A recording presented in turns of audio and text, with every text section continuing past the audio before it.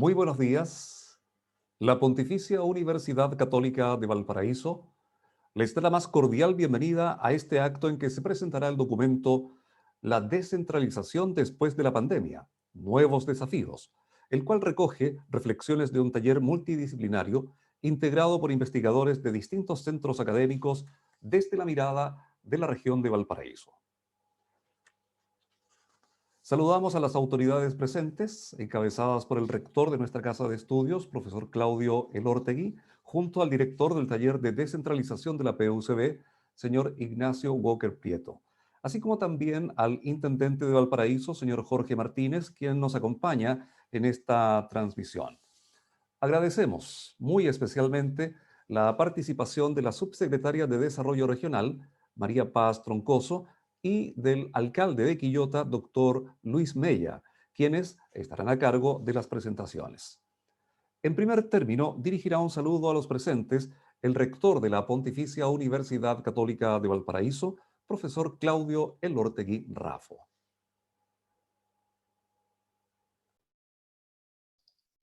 Claudio, rector. Buenos días.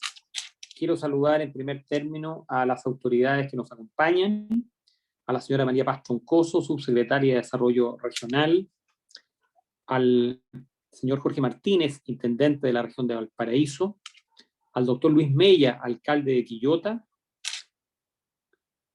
a don Ignacio Walker, director del taller sobre descentralización de nuestra universidad, autoridades regionales, universitarias, representantes de las Fuerzas Armadas, empresariado, organismos culturales, muy especialmente a cada una y a cada uno de los participantes del taller de descentralización, a numerosos académicos que están conectados en las distintas plataformas, señoras y señores.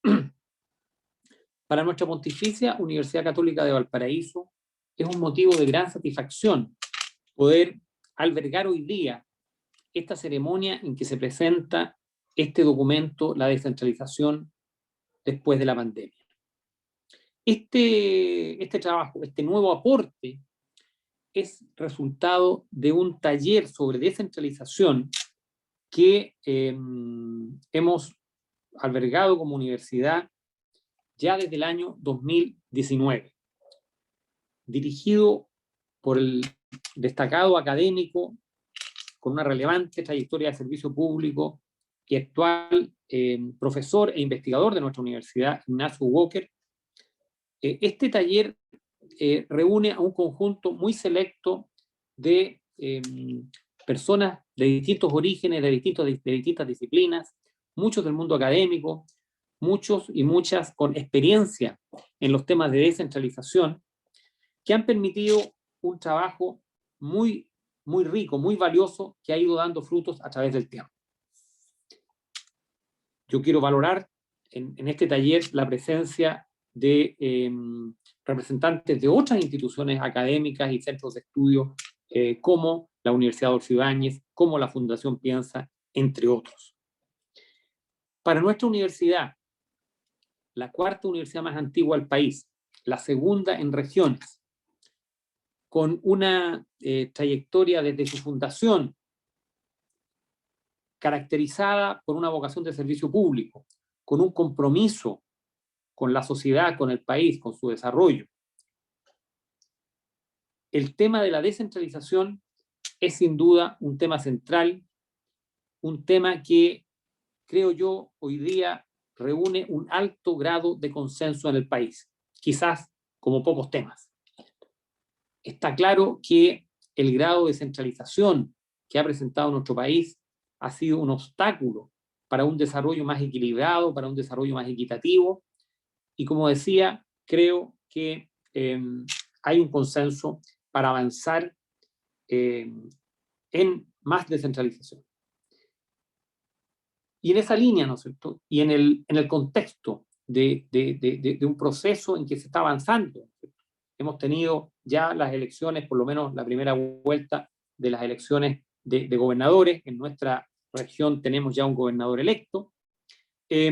Nos pareció muy oportuno, a partir del año 2019, generar esta iniciativa para hacer desde la universidad, con el aporte de todos quienes están participando en este taller, una nueva contribución de esta casa de estudios, ¿no es cierto?, a la sociedad chilena, a la sociedad regional y en particular a la quinta región. Yo quiero agradecer a la subsecretaria de Desarrollo Regional, María Paz Troncoso, por su presencia acá, ¿no es cierto? Ella es la autoridad, es una autoridad clave en este proceso. Agradecer al alcalde de Quillota, estimado amigo Luis Mella, con quien durante su periodo alcaldicio como universidad hemos desarrollado un conjunto de iniciativas que han permitido, ¿no es cierto?, vincular la academia, el sector público con la sociedad y contribuir a ese extraordinario proceso que ha liderado el doctor Mella de desarrollo de la ciudad de Quillota hacia una mejor calidad de vida de toda su población, como se ha visto, ¿no es cierto?, eso validado todos estos años a través de los pronunciamientos que la propia ciudadanía ha hecho, ¿no es cierto?, en los procesos electorales. Agradecer la presencia del intendente de la región de Valparaíso, don Jorge Martínez. Agradecer la preocupación, la disponibilidad que el intendente Martínez ha tenido con las universidades de la región, y me refiero en particular las universidades del Consejo de Rectores de Valparaíso, y muy en particular con nuestra universidad. Muchas gracias, intendente, por su permanente preocupación y apoyo frente a las situaciones que se le han planteado. Agradecer a Ignacio Walker como director del taller de descentralización, porque ya en un poco más de 2 años de trabajo ya se han generado frutos en este taller, ¿no es cierto?, que ha sido liderado con las capacidades que todos le reconocemos a Ignacio. Muchas gracias, Ignacio. Y también agradecer, como decía, a cada una y a cada uno de los integrantes de este taller, que es un taller de excelencia, un taller formado por personas del más alto nivel que están haciendo, ¿no es cierto?, han realizado y están haciendo una gran labor en relación a este tema tan sensible, tan relevante para el desarrollo, para un desarrollo más equilibrado, más equitativo de nuestro país. Creo que somos, como Universidad Católica del Paraíso, de las pocas universidades en Chile, quizás la única, pero no me quiero equivocar, que ha estado desarrollando un trabajo académico, sistemático, tan riguroso, tan serio, en una temática como esta, en este periodo en que el proceso de descentralización, ¿no es cierto?, ha ido avanzando con la promulgación de la ley, con la elección de los gobernadores y a través de este proceso gradual de traspaso de competencias. Así que muchas gracias a todas y a todos quienes han contribuido y esperamos sigan contribuyendo a este gran esfuerzo que nuestra universidad ha tenido el honor de encabezar. Muchas gracias. Damos la palabra al director del taller de descentralización de la PUCB, señor Ignacio Walker Prieto, quien introducirá a los presentadores del documento. Muy buenos días, muchas gracias. Gracias, rector Claudio Elortegui, al intendente Jorge Martínez, a nuestra subsecretaria María Paz Troncoso, al doctor Luis Mella, alcalde de Quillota. Estamos muy contentos realmente como taller de descentralización, con esta mirada desde la región de Valparaíso, de poder hacer una contribución, ¿no?, al debate en marcha y al proceso en marcha. Quiero saludar a todas las personas que se han unido a nuestra conversación y quiero saludar de manera muy especial a los miembros de este taller, porque es un taller multidisciplinario, realmente muy rico en su composición, en su diversidad, como ya lo anticipaba el rector, y un taller multidisciplinario que aspira a acompañar el proceso de descentralización desde una mirada académica, como digo, multidisciplinaria, y que ha sido enriquecida por la participación, quiero mencionarlo, Patricio Aroca, Macarena Carroza, Maximiliano Duarte, Pedro Fierro, Marcela Leroy, Jorge Negrete, Gianni Rivera, Marcelo Ruiz, Susan Spichiger, Luis Valenzuela, Verónica Paiva y quien habla. Hemos trabajado durante 2 años, permanentemente, 2 años en un contexto, claro, muy movido, que es parte de nuestra reflexión, pero que también nos desafía en el sentido de poder llevar a cabo este proceso tan largamente acariciado y postergado, ¿no? Como es el proceso de descentralización. Así que estamos muy contentos, como taller, bajo el alero de la Pontificia Universidad Católica de Valparaíso, con participación de instituciones como la Universidad Adolfo Ibáñez y la Fundación Piensa, de poder poner a disposición, ¿no es cierto?, nuestras propias reflexiones. Y en ese sentido tiene lugar este documento, el segundo documento, que se llama La descentralización después de la pandemia, nuevos desafíos, ¿no? Y que está disponible en formato digital. El primer documento lo publicamos hace 1 año, ¿no? El documento que se llama Desafíos y oportunidades para una descentralización efectiva, una reflexión desde la región de Valparaíso, que lo publicamos en enero del año pasado. Nuestra intención, como lo hemos conversado en el taller y lo vamos a conversar con el rector, es tratar de fundir estos 2 documentos en una publicación que pueda estar a disposición justo ahora, ¿no?, que empieza la marcha de este proceso, y creemos que con ello vamos a hacer una contribución, entre otras, ¿no es cierto?, a este proceso de reflexión. El trasfondo y el contexto de este documento es la crisis sanitaria, económica y social, pero también, digámoslo, la crisis política e institucional, como tantos académicos y miembros del sector político lo han mencionado, ¿no? Y esto le da un sentido, ¿no?, porque nos exige, desde el punto de vista de la democratización y la descentralización, de poder responder a las demandas sociales tan largamente acariciadas como la descentralización, que, como decía el rector, es un factor de mucho consenso. Cierto que estamos viviendo polarización, hay muchas diferencias, hay que procesar los conflictos, procesar las diferencias, en eso consiste la democracia, pero en este tema, en el tema de la descentralización, afortunadamente creemos que existe, ¿no es cierto?, un consenso muy amplio. Bueno, ¿cuáles son las percepciones desde nuestra región? Hay encuestas como las de la Fundación Piensa, que han sido muy interesantes, muy enriquecedoras de este debate desde la región de Valparaíso. ¿Cómo identificar estos desafíos y estas oportunidades desde el punto de vista de la innovación? Por ejemplo, la Universidad Adolfo Ibáñez ha presentado su IBT, el Índice de Bienestar Territorial, que justamente con la subsecretaria tuvimos la oportunidad de presentar, ¿no es cierto?, primero hacia el país y después en nuestra región en días y semanas pasadas. O sea, hay mucho movimiento, mucha efervescencia intelectual, y nosotros queremos ser parte de esa conversación. Tenemos la firme convicción sobre las potencialidades de la descentralización, ¿no? Una descentralización que es un medio, no es un fin.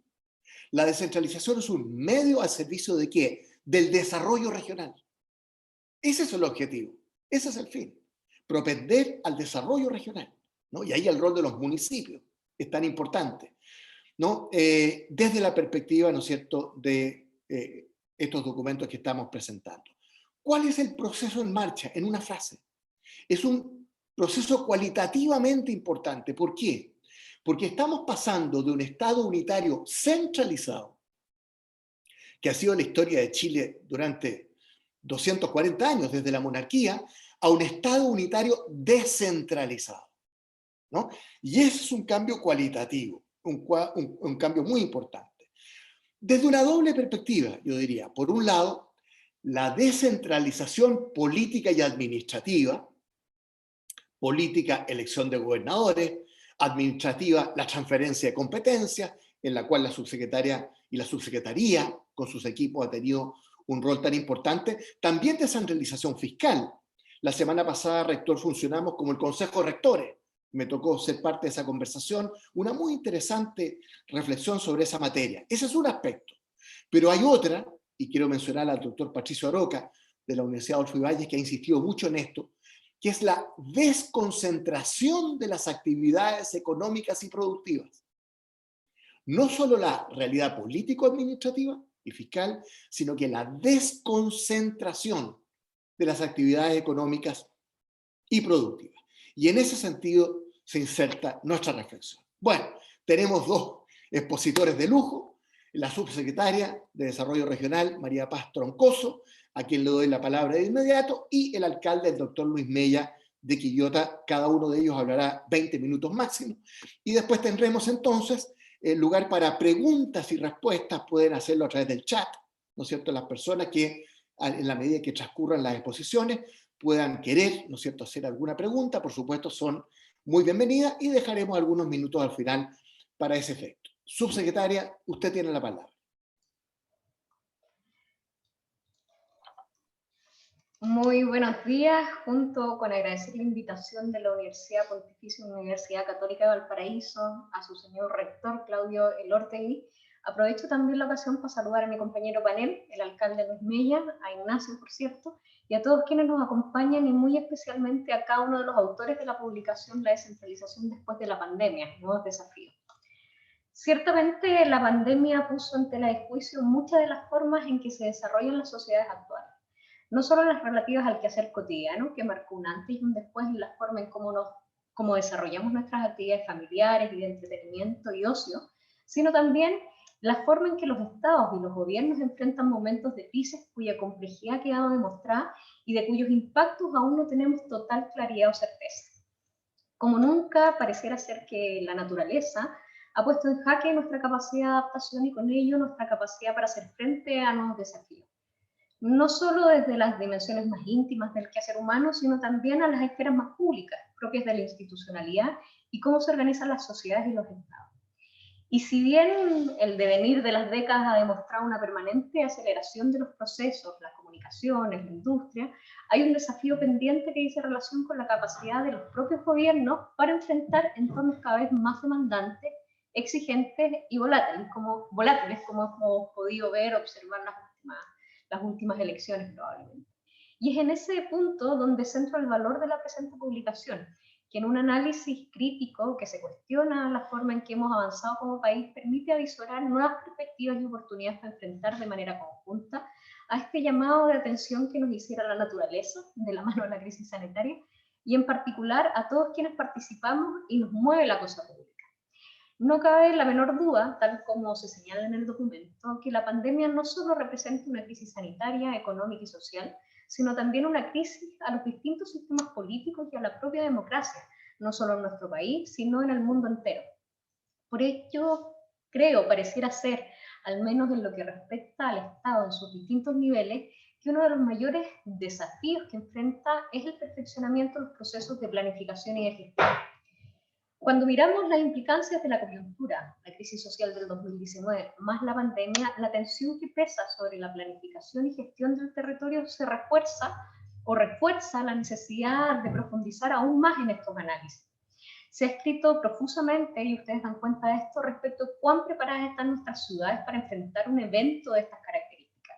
Se ha reflexionado muchísimo más acerca de las dificultades para controlar la propagación del virus en sectores vulnerables, donde probablemente el distanciamiento social o la subsistencia son prácticamente una quimera. Adicionalmente, hemos percibido y afortunadamente sorteado con bastante éxito la complejidad e impacto de las cadenas logístico-productivas para hacer frente a un evento de características como la que hemos vivido, y reconocido el valor que adquiere el mundo rural y su producción agrícola para el abastecimiento. Como escribía un diario tiempo atrás, las pandemias del siglo XX gatillaron cambios en la forma de planificar las ciudades, la infraestructura de urbanización, la localización de las diversas actividades humanas en el territorio. Y hoy, en el siglo XXI, pareciera ser que este fenómeno no debiera ser muy distinto. Por el contrario, poco más actualizado, algunas de las preguntas que han surgido naturalmente apuntan, por ejemplo, a discernir cuáles son las densidades máximas recomendadas, o mejor dicho, cuáles son las densidades admisibles para un desarrollo habitacional integrado, o cómo podemos distribuir esas densidades de manera más equilibrada en el territorio, o cuáles debiesen ser las estrategias para asegurar el desplazamiento seguro de nuestras comunidades, o bien cómo incorporar el concepto de desarrollo sustentable en la planificación urbana y territorial, integrando las dimensiones sociedad, medio ambiente, cultura y economía, o bien si los territorios están o son verdaderamente capaces de resistir, adaptarse y recuperarse oportuna y adecuadamente, O, por ejemplo, cómo integramos a los distintos actores locales en los complejos procesos de gobernanza y planificación para el crecimiento de las futuras áreas urbanas y la transformación de las áreas ya existentes. Dicen que las ciudades son territorios en conflicto, y el rol de la planificación es mediar los intereses de los distintos actores que intervienen en el desarrollo urbano para la correcta toma de decisiones en función del bien común. Y resultaba extraordinariamente importante entonces establecer que nuestro sistema de emergencias y sanitario ha respondido adecuadamente a la atención del momento, pero también hemos podido recoger varios aprendizajes y recomendaciones para el manejo de la crisis, particularmente desde las comunas y desde los municipios, los cuales, dada su proximidad con lo local, han permitido ir perfeccionando e incluso creando nuevos instrumentos. Y como bien se señala en la parte introductoria de este documento que hoy día se presenta, no podemos dejar de conocer y discutir en torno a la finalidad que persigue el proceso de descentralización, y bien lo decía Ignacio, el desarrollo equilibrado de los territorios, y todas aquellas materias que impactan probablemente en la cohesión social de estos territorios. Es muy probable que son estos asuntos los que se impongan en la discusión de las autoridades electas, y para quienes están llamados a planificar el desarrollo, el mayor desafío que deban enfrentar. Y esto por el simple hecho de que la cohesión social ha estado asociada a grandes momentos de cambio y procesos de fragmentación de la realidad social. Como decía por ahí un profesor argentino, no recuerdo su nombre, la cohesión social no es sino el reconocimiento de que nos necesitamos los unos a los otros, la estabilización en el tiempo de esa necesidad mutua, que deja en evidencia una cadena de cadenas de necesidades recíprocas, una red de redes de dependencia mutua, donde todos y cada uno somos partes y eslabón clave, y donde, por cierto, los gobiernos regionales y los gobiernos locales deben ser capaces de articular y articularse vertical y horizontalmente con los distintos actores, creando e implementando políticas públicas pertinentes a las realidades territoriales que impulsen el desarrollo y la innovación. De modo muy rápido me voy a permitir comentar acerca de los distintos artículos. El primero de ellos, de autoría de Pedro Fierro, relativo al desafío global de la pandemia. Como bien señalaba en su artículo, la pandemia tiene dimensiones sanitarias, económicas, sociales, pero también profundas aristas políticas y democráticas. Y hace un relacionamiento, lo relaciona con la crisis social y política que se derivó en el proceso constituyente, planteando la necesidad urgente entonces de tener un diagnóstico adecuado respecto de los niveles de involucramiento ciudadano, tanto a nivel de actitudes como de comportamiento. Yo no soy experta, pero me resulta tremendamente provocadora su reflexión, porque necesariamente la asocio, entre otros, a los procesos de fragmentación social, a la crisis que hoy viven los partidos políticos y esta suerte de pérdida de representatividad. Pero también la asocio a los desafíos conjuntos que tenemos como sociedad global, de reconectar con lo público. Soy una convencida de que el proceso de cambio mucho genera resistencia, que mal conducida provoca desafección y pérdida de interés. Aquí entonces el desafío pasa por reintroducir a través del diálogo permanente la capacidad para entender los temores del otro y concordar en base a las esperanzas y sueños los cimientos de la sociedad que nos interesa reimpulsar. Y esto necesariamente nos exige un acto de humildad y de desprendimiento, creo, donde todas las opiniones y visiones resultan válidas en la medida que las inspira la genuina confianza, con una perspectiva de trascendencia y no de inmediatez. Y esto es lo que en el escrito de Maximiliano Duarte, que hace un resumen histórico normativo del proceso de centralización regional, da cuenta de la complejidad. Él plantea que en un recorrido en el tiempo ha sido bastante lento y progresivo el desarrollo de la descentralización, y finalmente su materialización en la normativa ha tomado bastantes décadas. Y esto es un reconocimiento probablemente acerca de que la descentralización, como lo decía Ignacio, además de ser entendido como un proceso gradual, permanente y continuo en el tiempo, tiene una base cultural muy importante, y por lo tanto está planteándonos como oportunidad la discusión que puede darse durante el proceso constituyente, que apunta a darle profundidad al debate por sobre la retórica pro-regionalización, por ejemplo, en materia de división político-administrativa, que es un aspecto bien interesante que plantea a través de las macroregiones, o la descentralización fiscal, relevando nuevamente que todos los sectores deben converger en la importancia que tiene este proceso de descentralización para el desarrollo futuro de Chile, y por cierto, establecer de antemano un marco común de entendimiento, pues el éxito en el diseño e implementación de las medidas que se adopten en esta materia pueden traer aparejados beneficios exponenciales. Y esto de beneficios exponenciales, de alguna forma, lo relaciono con el tema central que desarrolla Patricia Aroca en su artículo Concentración de actividades económicas, productivas y de propiedad, que analiza sobre cuáles son las causas que producen y reproducen la desigualdad territorial a lo largo del país, como resultado de la excesiva concentración de los beneficios del desarrollo, verificando a través de su historia, a través de un análisis que se hace de distintas regiones y particularmente de la región de Valparaíso en torno a Santiago, y lo que necesariamente motiva la reflexión respecto de que una adecuada descentralización debe considerar necesariamente la dimensión productiva y contemplar y esforzarse en avanzar no solo es una descentralización político-administrativa, sino también de la mano una desconcentración de las actividades económicas y productivas, patrimoniales incluso, si mal no recuerdo señala, incorporando entonces valor a lo largo de todo el proceso productivo. En un análisis bastante certero, me atrevo a decir, donde se concluye que las regiones muestran una mayor especialización en procesos productivos más básicos y con menor valor agregado, se hace más difícil un crecimiento que ayuda a reducir las actuales brechas de desigualdad entre regiones y la capital, profundizando, lo hace en su documento, en el caso de Valparaíso.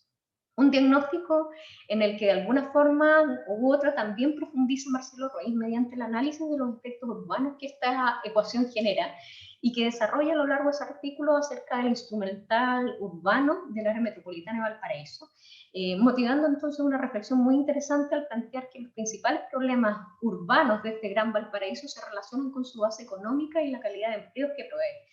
Además, plantea que la falta de una planificación territorial integrada limita, y las limitaciones más bien, de los instrumentos de planificación vigentes y la disparidad de capacidades hacen que los grandes desafíos o problemáticas que deban enfrentar los gobernadores regionales sea precisamente cortar esas brechas de bases productivas, planificación integrada, capacidades dispares, entre otros. Por su parte, como contrapunto, interesante y probablemente muy necesario, tenemos el escrito de Jorge Negrete, quien en su artículo denominado Un Valparaíso y un país más rural, aborda precisamente los desafíos del ordenamiento territorial, que en un reconocimiento de la gran diversidad de nuestro país, que no se agota en lo geográfico, sino que muy por el contrario se expande a través de las culturas e identidades de todos quienes habitan nuestro territorio, da cuenta de cómo esta diversidad geográfica o espacial han influido y condicionado no solo los patrones de asentamiento de nuestra población, sino también su actividad económica, generando entonces una heterogeneidad de áreas rurales con características y retos variados. Y aquí se refiere extensamente a los desafíos comunes que enfrentan los territorios rurales, no solo en materia de infraestructura y conectividad, sino también en acceso al suministro de bienes y servicios propios de los centros urbanos, que impactan en su base productiva, motivando fenómenos de despoblamiento, que si bien a la luz de los procesos migratorios ha permitido recuperar capacidad productiva y revertir la pérdida de la agricultura de campo clásica en manos de otras industrias como la forestal, nada dice que en los próximos años volvamos a revivir la migración campo-ciudad por ausencia precisamente de estas condiciones que permitan potenciar la actividad agrícola. Entonces ahí para el mundo académico yo creo que hay un aspecto y un área muy interesante de analizar. Y en una mirada de innovación muy necesaria, que es la que desarrolla ampliamente Macarena Carroza a lo largo de su artículo relativo a las economías naranjas, y que a la luz de la pandemia, me atrevo a decir, junto con el comercio, la gastronomía, han debido afrontar en muy corto tiempo procesos de reconfiguración profunda de las formas de hacer y conectarse con sus consumidores, da cuenta de un nuevo espacio de creación y de crecimiento. Y este aspecto se puede considerar como una alternativa real que permita generar un entorno más competitivo del territorio, pero también más sustentable social y ecológicamente. Por ello, y tal como lo resalta Macarena, resulta clave que las políticas de fomento productivo traten de crear un ambiente que favorezca la competitividad empresarial, y para eso aborda los problemas que dificultan la competitividad de la región y que pueden ser muy diversos según su nivel de desarrollo. De ahí que concebidas en un sentido amplio, las políticas de fomento debieran ser capaces de definir el sistema educativo de forma que favorezcan la cultura y la innovación y la creatividad, hasta financiar, por ejemplo, inversiones en nuevas maquinarias para las empresas o el apoyo simplemente a la organización de empresas en formas que mejoren su capacidad para generar cadenas de valor eficaces. Y por cierto, impulsar todo este desarrollo creativo de las nuevas industrias que se abren un espacio que uno no logra imaginar o acotar necesariamente. Y es entonces un buen momento de que la economía contemporánea se concentre entonces cada vez más en los sectores servicios, incorporando la lógica de la especialización inteligente que permita definir en conjunto áreas de actividad donde el sector público favorezca a que se generen las ideas y los medios para que el sector privado decida invertir en un área en concreto. Y finalmente, para terminar, pero no por ello menos relevante, el artículo de Luis Valenzuela, que bien sabe Ignacio, es uno de nuestros chiche como subsecretaría en conjunto con la Universidad Adolfo Ibáñez, busca precisamente o incorpora algo que ha estado mucho en nuestras conversaciones e intercambios y que pienso personalmente será la base de la futura implementación de políticas públicas. No me atrevo que va a ser la nueva forma, para ser honesta, pero sí va a ser una vuelta de tuerca de cómo hacemos política pública basada en datos y no percepciones, en acuerdos y no imposiciones, reconociendo la diversidad de las identidades y no negándolas. Muy por el contrario, acogiéndola y exponiéndola de forma abierta a espacios y mundos no tradicionales y donde la colaboración es el eje y el motor que moviliza la conversación abierta, documentada y transparente. Probablemente junto con el estudio anterior, este de descentralización después de la pandemia y los nuevos desafíos que enfrentamos todos los gobiernos regionales y en general el aparataje público, da cuenta que tenemos que ser capaces de adaptarnos también. Probablemente una de las cuestiones que genera mayor frustración en la sociedad tiene que ver con la incapacidad que tienen los estados para adecuarse a esos cambios. Nosotros tenemos que ser capaces de generar un diseño, una infraestructura constitucional suficientemente útil que sea capaz de adaptarse a esos cambios y efectivamente dar cuenta de las necesidades en distintas épocas y tiempos.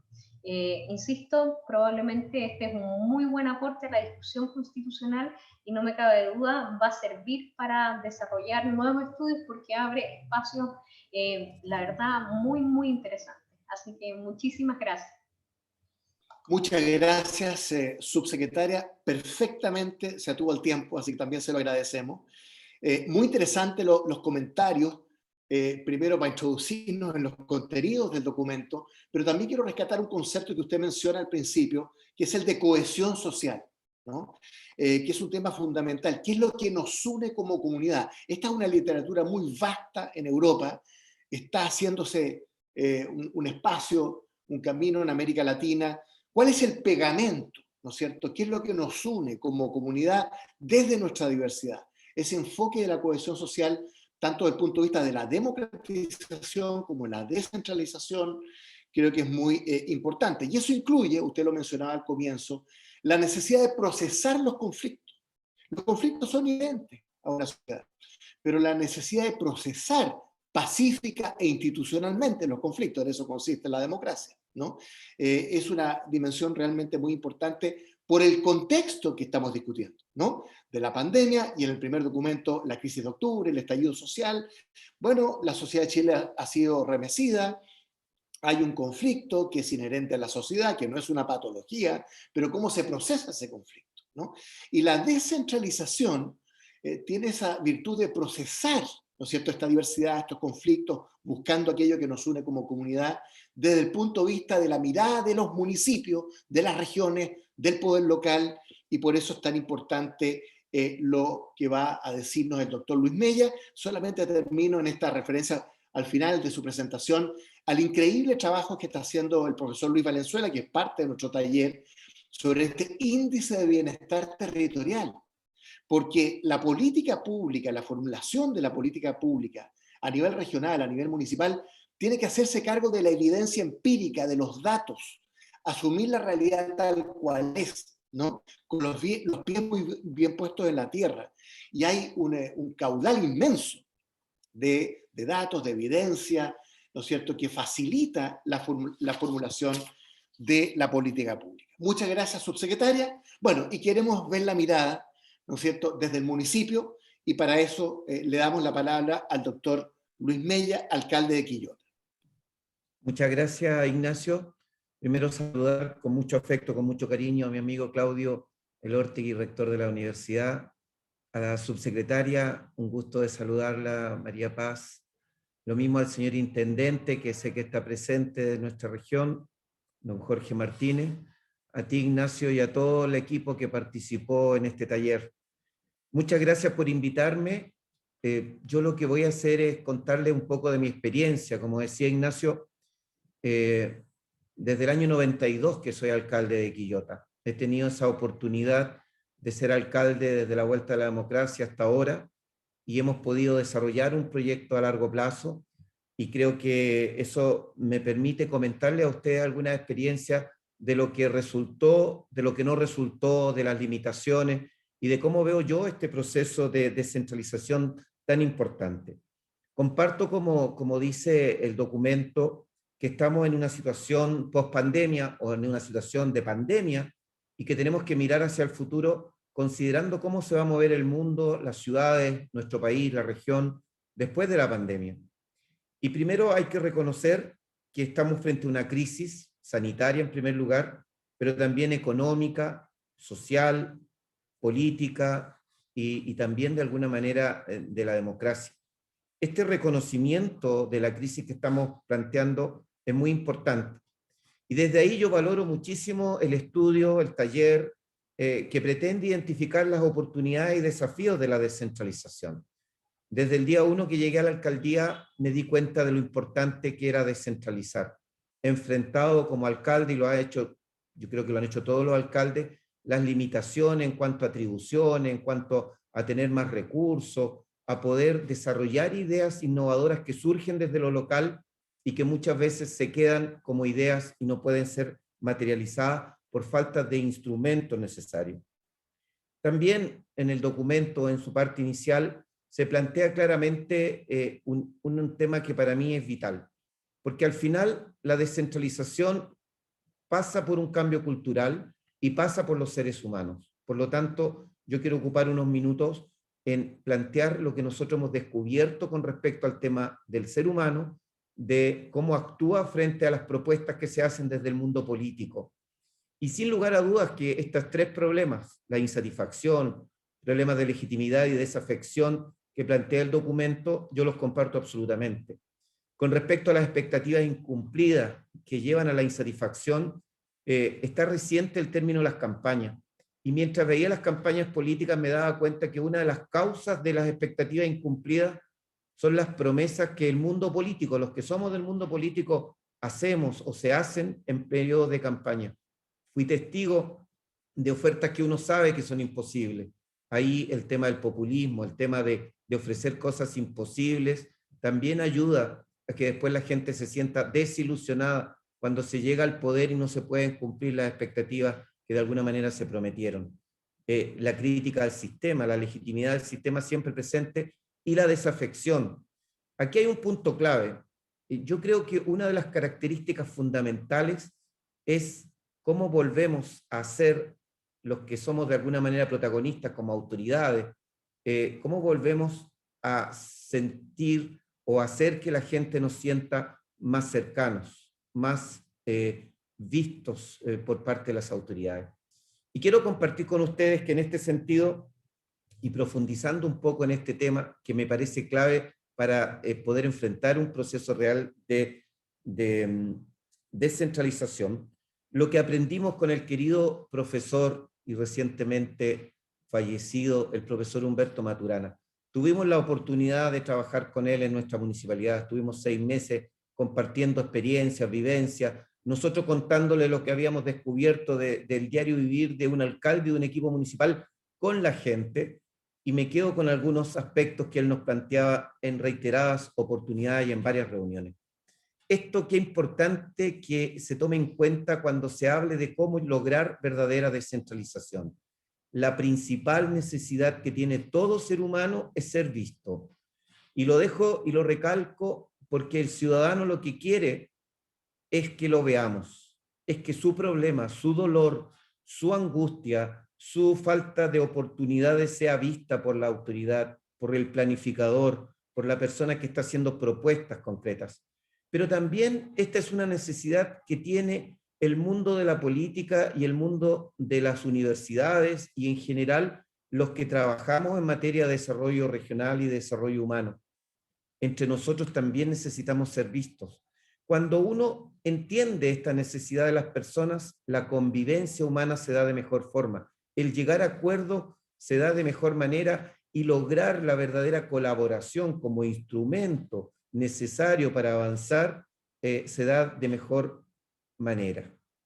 Y lo segundo que nos decía el profesor Maturana habitualmente y que a veces se nos olvida cuando queremos que las comunidades respondan a las propuestas que hacemos, en este caso propuestas descentralizadoras, es que el ser humano se mueve por la emoción y no por la razón. La pregunta que dejo planteada es cuánto nos preocupamos nosotros de conectar con el emocionar de las personas y cuánto queremos imponer una razón. Quizás aquí esté la causa de mucho de la crisis.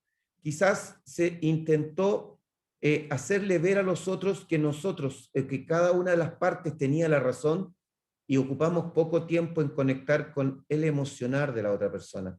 En el emocionar está la respuesta para llegar a acuerdos y para lograr objetivos comunes, tan importante dentro de que es el concepto de la cohesión social. Por lo tanto, estos principios del profesor Maturana los dejo planteados hoy día en esta presentación. Y lo otro que el profesor Maturana siempre nos decía y que me hizo mucho sentido y que yo lo quiero plantear hoy día cuando nos preguntemos cómo hacemos que la gente esté en el bienestar y salga del malestar, él nos decía del estudio del cerebro humano, del estudio de tantos años como científico, me he dado la cuenta que el ser humano está programado más para colaborar que para competir. Por lo tanto, nosotros razonamos y decimos algo muy simple. Cuando al ser humano se le lleva a la competencia exacerbada, cae en el malestar. Cuando al ser humano se le invita a colaborar, tiene más posibilidad de estar en el bienestar. El bienestar, que nosotros de alguna manera lo estamos relacionando con el tema de la felicidad, tiene que ver con la capacidad que tengamos de generar espacio para una convivencia colaborativa y no competitiva. Y esto se tiene que dar entre los alcaldes, entre alcaldes y municipios con el gobierno regional, de tal manera que logremos una adecuada coordinación que nos permita construir escenarios futuros positivos y lograr el verdadero objetivo final de la descentralización, porque como decía Ignacio, este es un medio. Lo que queremos es desarrollo regional, desarrollo humano. Bueno, la descentralización es un medio y creo que con estos principios que captamos del profesor Maturana, me pareció interesante traerlo hoy día a colación. Nosotros, cuando aprendimos todo esto, quisimos llevarlo a la realidad desde el punto de vista de proponer una innovación en esta materia y nos atrevimos a hablar de felicidad más que de mejorar calidad de vida.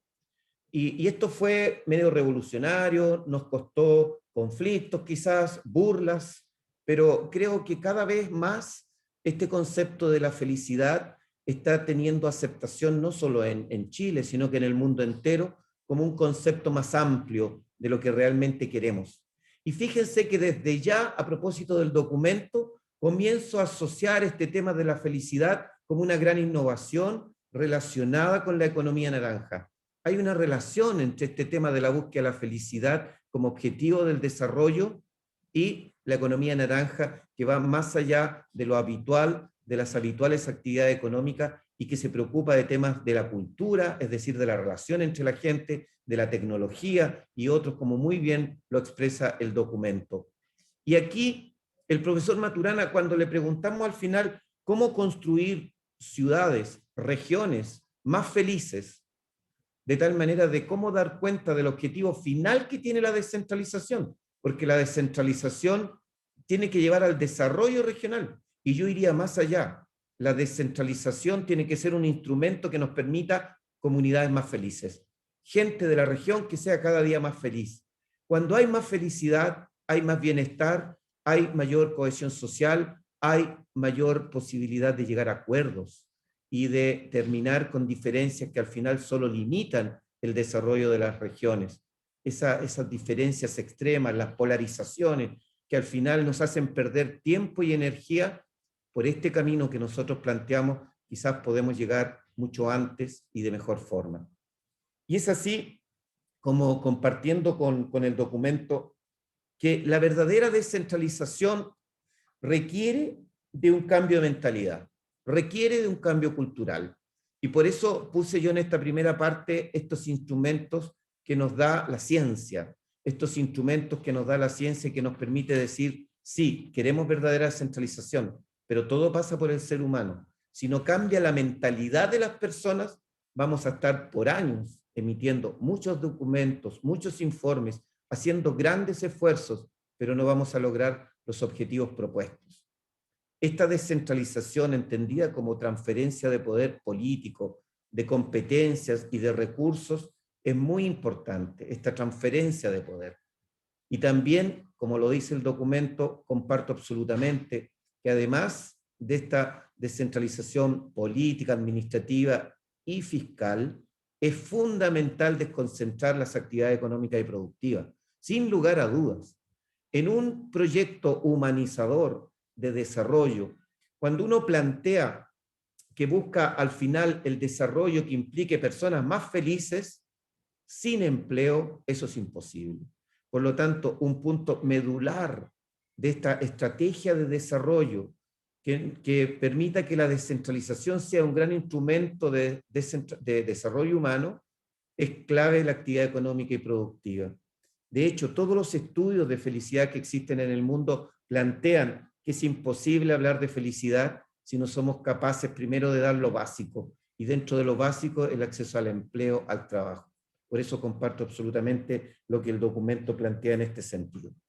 Y bueno, también yo quisiera en esta segunda parte hablarle a ustedes de el gran problema que yo veo y que lo viví los 28 años, la desigualdad territorial, fruto de una concentración política, una concentración económica y falta de recursos. Por lo tanto, se necesita una descentralización real a través de un cambio cultural. La economía naranja que aquí se plantea me parece una gran posibilidad de innovación que nos lleve a ser los primeros en Chile a través de un desarrollo adecuado de la quinta región en que al incorporarla podamos tener más oportunidades para todos. Pero permítanme también compartir con ustedes un concepto que surgió de nuestro estudio, de lo que vimos en relación con la gente, y que se lo he planteado a profesores, y yo aprovecho de planteárselo a los profesores que han estado a través de este taller presentando el documento. Yo quisiera proponer que a la habitual estudio de rentabilidad económica y social de los proyectos se pudiera incorporar el concepto de rentabilidad humana, que significa cuánto gana en dignidad, en motivación y, siguiendo al profesor Maturana, en ser visto cada ser humano frente a un proyecto. Quizás vamos a encontrar que lo que al final hace rentable económica y socialmente un proyecto es su rentabilidad humana. O también podríamos tener respuesta a lo que alguna vez le consulté a un economista: ¿cuánto vale un ser humano motivado frente a un proyecto de desarrollo? Vale oro, porque muchos esfuerzos de los gobiernos de turno, muchos esfuerzos de los técnicos no han sido exitosos porque a esos proyectos, a mi modo de ver, le ha faltado justamente rentabilidad humana. Y quiero contarle algunas cosas muy rápido de la experiencia de estos 28 años.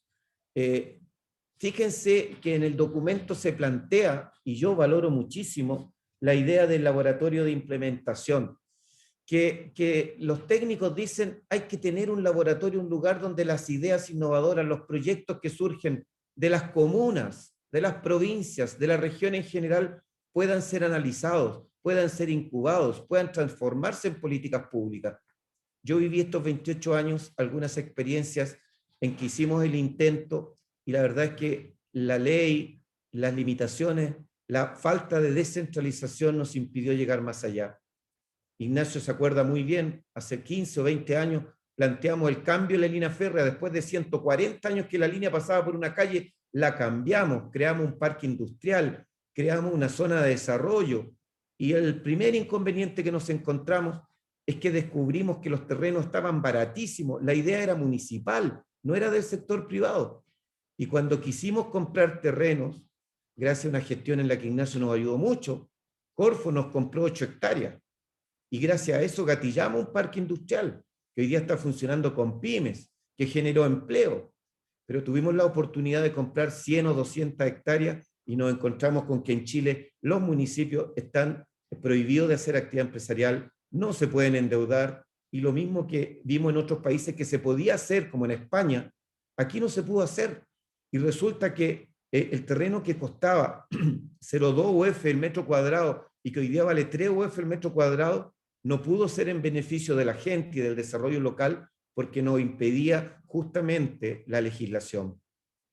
Hicimos proyectos de innovación social, creamos el plan de los profesionales jóvenes para ayudar a jóvenes recién titulados que le pedían experiencia y le pedían contacto y no lo tenían, primera generación profesional.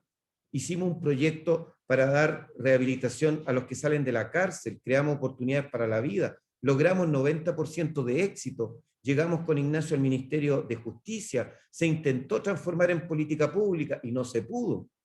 Creamos casas de acogida para enfermos terminales de cáncer. Todo esto significó una inversión de casi 1.000 millones en un presupuesto municipal de 17.000 millones. Y la innovación fue exitosa, pero se quedó ahí, en un proyecto local, siendo que podía transformarse en política pública. Y así podría mencionarle también otras propuestas. Por favor, la señora. Otras propuestas. Hicimos 2 grandes propuestas de innovación. Fíjense ustedes, prepusimos hace 20 años alimentos saludables para el mundo. Quisimos desarrollar el mundo agrícola, pero queríamos darle valor agregado al producto agrícola y queríamos certificar que eran alimentos saludables y ligarlo a la salud y hacer chequeos médicos, screening médico. La única respuesta que tuvimos con la universidad fue con la Universidad Católica y con otras universidades creando el programa CREAS, ¿no? Que fue extraordinariamente importante, que era darle valor agregado al producto agrícola. Pero la comuna que lo creó quedó hasta ahí. No pudimos seguir, no tuvimos recursos, no tuvimos cómo hacerlo. Y era un proyecto innovador que sigue siendo innovador para Chile y lo creamos hace 15 años. Hoy día hemos creado el proyecto de un Centro Mundial de Desarrollo Humano y Felicidad y queremos hacerlo en el Centro Turístico El Edén. Tenemos 30 hectáreas. Ya de varios países vienen a ver la experiencia de Quillota. En todas partes nos dicen quiero conocer Quillota, pero no tenemos recursos, no tenemos ninguna atribución, no tenemos posibilidad de endeudamiento. Espero que este proyecto no se quede hasta ahí solamente por no tener las posibilidades. Y por último, quiero también decirles, dame la siguiente por favor, un análisis de esto. Todo esto lo hemos hecho con 156.000 pesos por habitante al año de per cápita. La desigualdad territorial en materia de recursos municipales, yo creo que ya no resiste ningún análisis. No puede ser que tengamos en Chile comunas con 1.136.000, 1.129.000, otras con 800. Aquí en la quinta región hay una comuna que tiene 2.800.000 pesos por habitante al año. Y nosotros trabajamos con 156.000. Y la comuna o el municipio más pobre de la quinta región es Villa Alemana. Y el que le sigue es la municipalidad de Quillota. Y miren lo que hemos hecho con 156.000. Hoy día se está planteando que ojalá constitucionalmente exista un mínimo per cápita que se plantea $1.000. Otros dicen, no, $500. Miren, con $500 tendríamos el doble del presupuesto actual y podríamos hacer maravillas. Y les digo más, podríamos lograr resolver problemas que han provocado la crisis social en Chile desde los gobiernos locales. Por lo tanto, yo creo que lamentablemente no se le ha dado toda la importancia que tienen a los gobiernos locales en Chile. Yo hago un llamado, terminando ya mi presentación, para que ojalá mejore la coordinación entre gobiernos regionales, municipios y municipios entre sí, para que los instrumentos de planificación se hagan en el mismo tiempo, porque vivimos instrumentos de planificación como los PLADECO y los planos reguladores que tienen que esperar a veces 10, 15 o 20 años para el regulador intercomunal, y resulta que llegan en tiempos desfasados, cuando si tuviéramos voluntad lo hacemos todo en el mismo tiempo y podríamos sacarlo adelante. Pasar de administraciones locales a gobiernos locales es la gran esperanza que tengo en la nueva Constitución. Articular a todos para que podamos tener mayores posibilidades.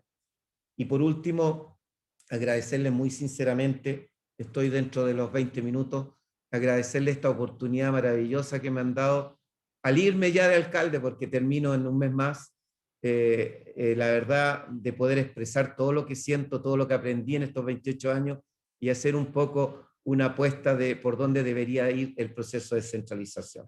Muchísimas gracias al coordinador. Muchas gracias. Muchas gracias, alcalde. Realmente yo me sumo al homenaje que la región de Valparaíso le está rindiendo a usted, porque todos sabemos las encuestas de la Fundación Piensa, por ejemplo, el alcalde sistemáticamente mejor evaluado, ¿no es cierto?, de las 38 comunas de la región. Yo fui parte de ese equipo 16 años, así me considero como diputado y senador, y soy testigo de lo que puede hacer una buena gestión local y de un buen liderazgo, ¿no? Y yo creo que esta invitación que nos hace el alcalde Mella, el subsecretario y todos quienes nos escuchan, que en el fondo es pasar a una cultura de la colaboración. Ese es un aspecto de la descentralización que no lo hemos relevado suficientemente. Asumir una cultura de la colaboración. Si ese fuera el sello de la gestión regional y municipal y de la descentralización, apuntando a la felicidad de las personas, ¿no? Este derecho a ser visto. Qué cosa más notable, más sencilla y más profunda, ¿no? Visibilizar a la gente, que no es solo una cifra, una estadística, un promedio, somos muy dados a los promedios. ¿Y qué pasa con lo que está debajo de ese promedio, ¿no? En fin, entonces hay aquí una experiencia que realmente es muy notable, ¿no? Y la colaboración tiene que ver con el bienestar, y la competencia tiene que ver con el malestar.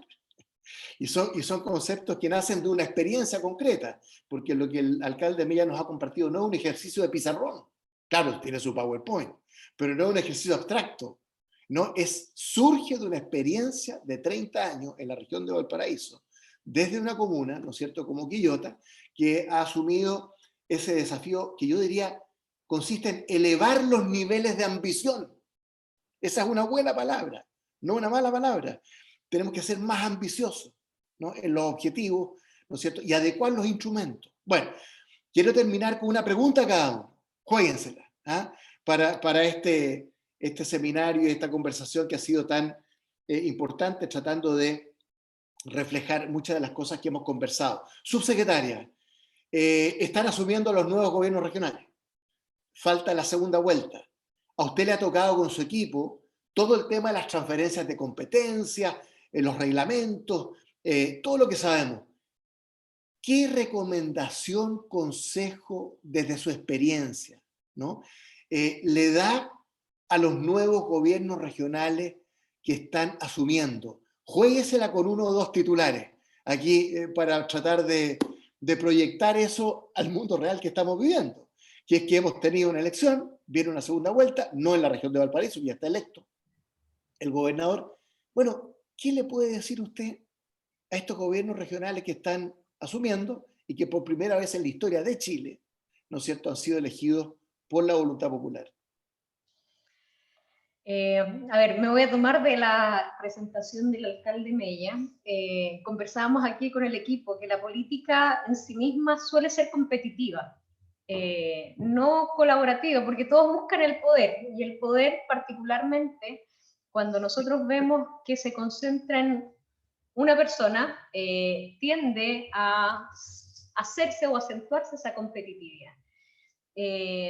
La recomendación percibo para los nuevos gobernadores regionales y para los que vengan está precisamente en abrirse a dialogar. Yo creo que esa va a ser la clave, que va a sentar las bases de una buena institucionalidad y una buena construcción de los desafíos futuros y el trabajo que va a marcar no esta primera generación, sino las generaciones sucesivas de gobernadores regionales que con sus consejos regionales tienen que ser capaces de sensibilizarse y plasmar ese mandato ciudadano que dice relación con acercar la felicidad, el bienestar al ciudadano común y corriente. El sentido de la descentralización, como bien lo han señalado, es asegurar que nadie se quede atrás.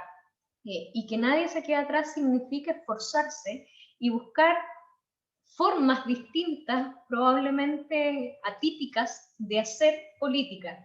Y cuando se ha perdido esa capacidad de diálogo, yo creo que un gran desafío de los gobernadores regionales está precisamente centrarse en eso, en la capacidad de abrir y sentar nuevos diálogos, nuevas conversaciones, acercarse al otro desprejuiciadamente y tender puentes, porque no va a ser una transición fácil, sí está claro. Entregar poder no es una cuestión sencilla, pero tampoco tenemos que creer que por haber sido electos con un caudal de votos muy significativo, eso nos hace imposibles e imbatibles.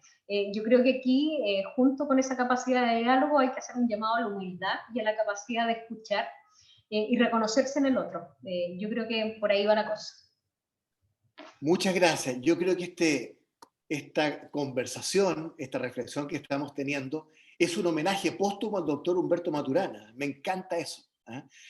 Como decía el doctor Mella, como ha dicho la subsecretaria, porque él como científico, como biólogo, esa tesis de que desde nuestra biología estamos hechos para cooperar y estamos hechos para colaborar.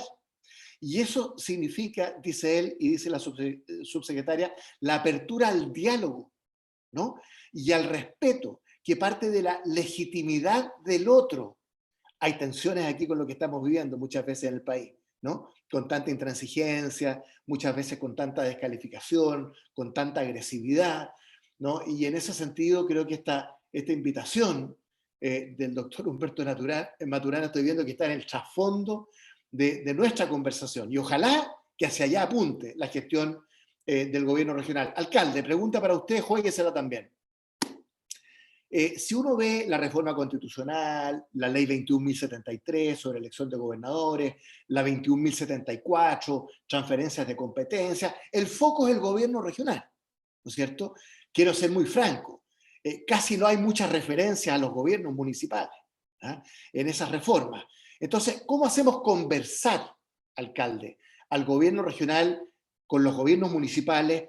Tenemos 38 comunas en nuestra región de Valparaíso, ¿no? Y en ese sentido, yo pienso, pero le doy la palabra a usted y con eso terminamos, que en el fondo lo que debiera hacer este gobierno regional, con sus recursos limitados, con sus atribuciones limitadas, con estas tensiones que van a existir con los delegados presidenciales regionales, porque es natural, eso existe en Francia, por ejemplo, con los prefectos, representantes del poder central, las regiones. ¿Cómo ve usted esa articulación, en forma breve, claro, pero a partir de su experiencia, entre gobierno regional y gobiernos municipales, y si tal vez una de las funciones principales de ese gobierno no consistirá acaso en coordinar de mejor forma, aglutinar en esta conversación a los gobiernos municipales? ¿El micrófono, Lucho? Ahí sí, muy interesante. Yo voy a seguir, para responder la pregunta, voy a seguir recordando al querido profesor Humberto Maturana, porque creo que la colaboración es la clave. Pero él decía otra cosa: en la desconfianza no hay colaboración. Por lo tanto, pongo en el centro recuperar la confianza en los municipios. Yo veo mucha desconfianza en los municipios, para ser justo. Y creo que parte de la desconfianza es por culpa de los municipios. Pero no puede nivelarse por lo bajo, no porque se hayan cometido errores en algunas municipalidades o porque hayan problemas de mala gestión, se pueda nivelar por lo bajo, siendo que hay muchas gestiones en Chile muy notables, muy buenas, y por lo tanto yo lo que pediría es que desde los gobiernos locales, regionales, perdón, desde los gobiernos regionales, amparados las leyes que ya dan facultades, se recuperara la confianza en los municipios, que se pudiera pasar a ser gobiernos locales y que pudiéramos en ese clima de confianza trabajar juntos.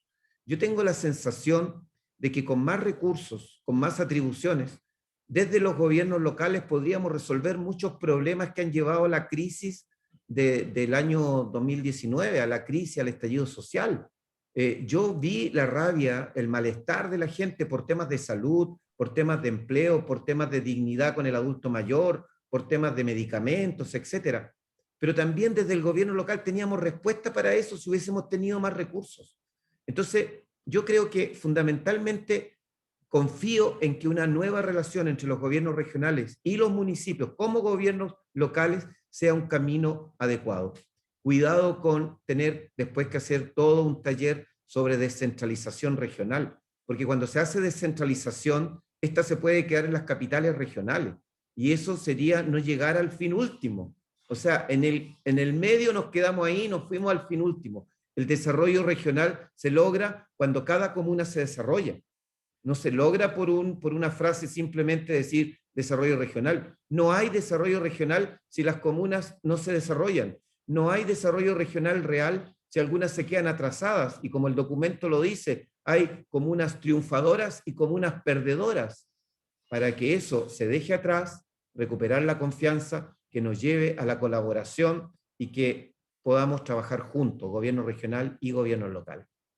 Muy bien. Bueno, rector Claudio Elortegui, intendente Jorge Martínez, subsecretaria María Paz Troncoso, alcalde doctor Luis Mella, a todas las personas que nos han seguido. El objetivo de esta conversación ha sido despertarles el apetito por este documento, ¿no?